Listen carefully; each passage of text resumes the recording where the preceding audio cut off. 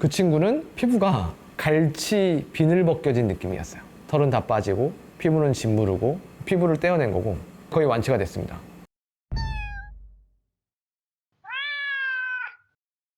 고양이만 건강하면 당신은 행복합니다. 국내 최초 최고의 고양이 전문병원 백산동물병원 대표 수의사 김용준입니다. 오늘 주제는 피부병인가요? 하라면서.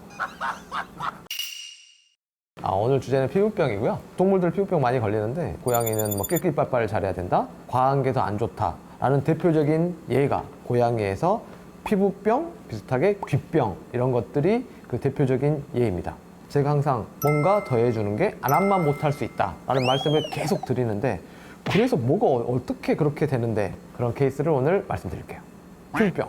이 사진 하나 올라갈 텐데 이 친구는 좀 된 친구예요. 너무 인상 깊어서 제가 사진이랑 다 찍어놨던 친구고, 이 친구가 병원에서 피부가 안 좋아서 곰팡이 피부 질환으로 진단을 받았어요. 그래서 곰팡이 피부 질환으로 진단을 받고 열심히 약도 먹이고 약욕도 하고 연고도 바르고, 그런데 고양이가 점점 피부가 안 좋아지더래요. 다른 동물병원에 또 갔대요. 거기서도 곰팡이 피부 질환이라 진단받고 똑같이 약 먹이고 소독하고 연고 바르고, 근데 또 계속 안 좋아지더래요.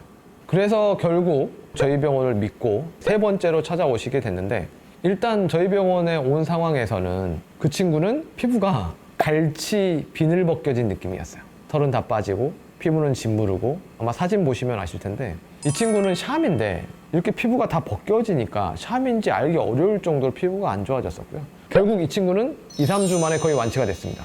워낙 이상한 케이스였으니까 제가 조직검사도 하고, 저기 구멍 뽕 뚫린 거는 조직검사 하려고 피부를 떼어낸 거고, 이 친구가 2, 3주 만에 너무 좋아진 거예요. 보호자분도 너무 좋아졌대. 제가 뭐 했을까요?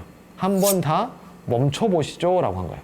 보호자분, 얘가 너무 열심히 하신 건 좋은데 상황에 따라서 우리의 열심히 한 거, 연고든 뭐든 간에 안 좋을 수 있으니 한번 다 멈춰보시죠 라고 한 거예요.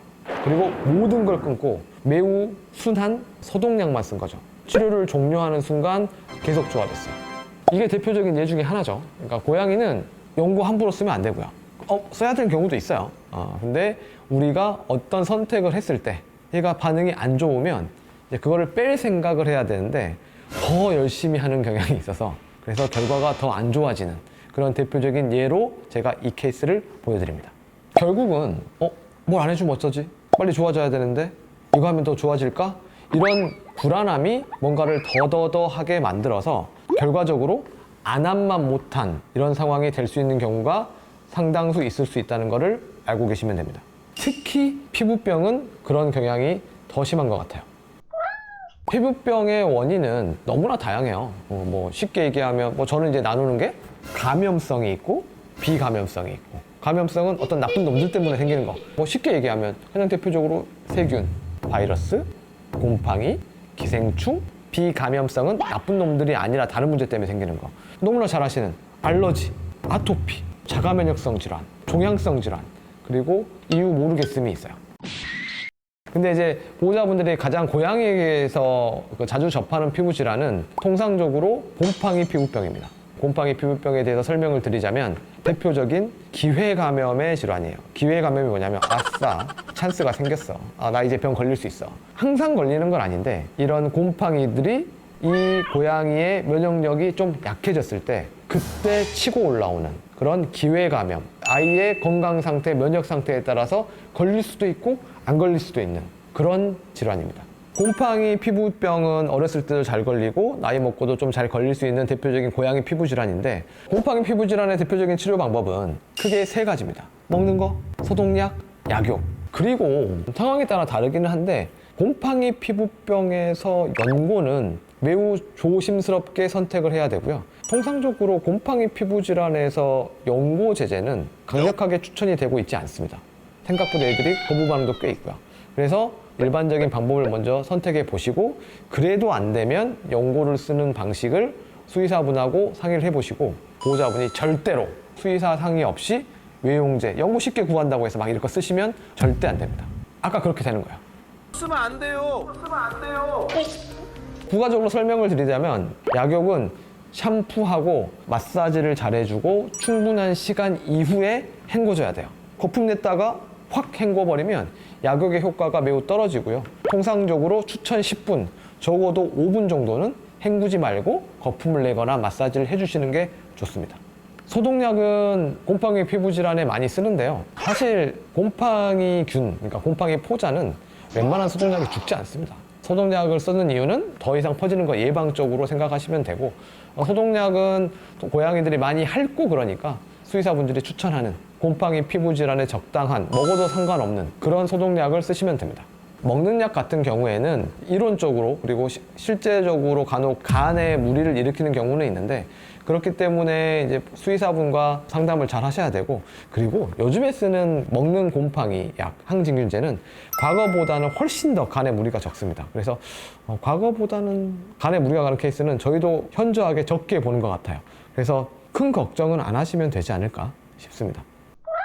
곰팡이 피부 질환을 포함한 고양이 피부병은 매우 다양해서 그때그때 상황에 따라, 그리고 같은 원인이라도 상태에 따라 치료 전략이 달라질 수 있습니다. 소독약을 어떻게 하거나 약육을 어떻게 하거나 이런 것들은 그때그때 필요한 게 다를 수 있고 우선순위가 다를 수 있기 때문에 무조건 다른 분들의 말씀을 듣고 그대로 따라하지 마시고 진료를 받으시고 주치의 의견에 따라주시는 게 가장 좋습니다.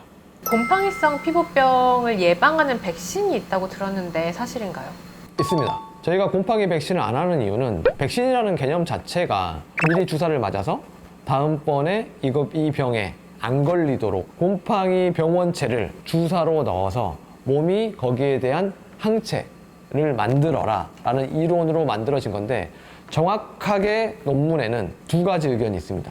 유럽 쪽과 미국 쪽의 의견이 좀 다르긴 한데, 이건 예방도 안 되고 치료도 안 됨이라는 의견이 있고, 이건 예방은 안 되는데 치료는 되는 것 같아 라는 의견. 결국 둘 다 예방력은 없어, 한쪽에서 치료는 좀 되는 것 같아, 이 정도 의견이 메이저고요.